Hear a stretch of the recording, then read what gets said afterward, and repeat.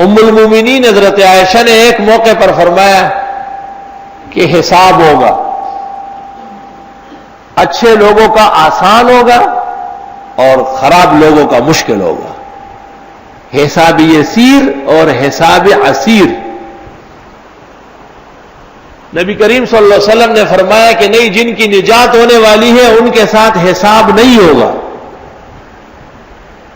اور فرمایا من نوقش عذب، جو حساب میں روک لیا گیا اور اس کی پوچھ گچھ کی گئی وہ تو مارا جائے گا۔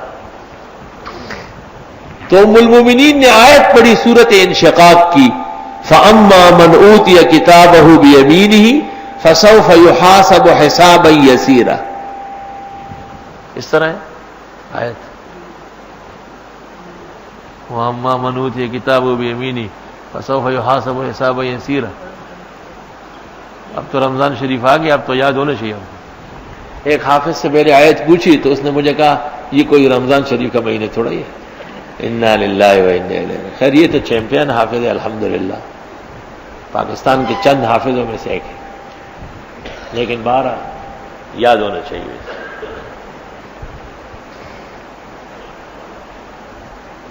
حضرت بنوری نے ایک آیت پوچھی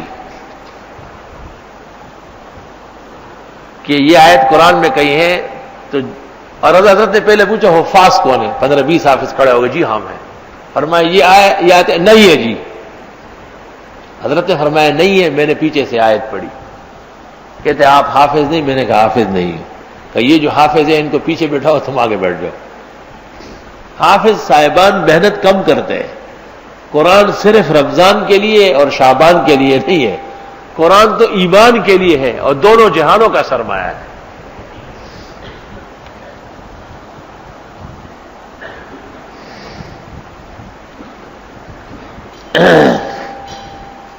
ام المومنین نے آیت پڑھی کہ اللہ تعالیٰ تو فرماتے ہیں کہ یحاسب حسابا یسیرا، آسان سا حساب ہوگا۔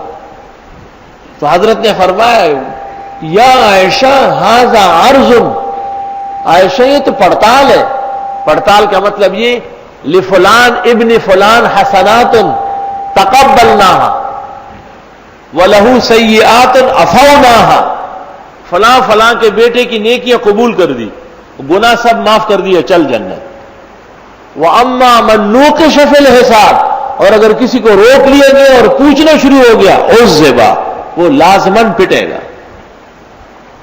اللہ استغفر اللہ، اللہ تعالیٰ آسان فرما۔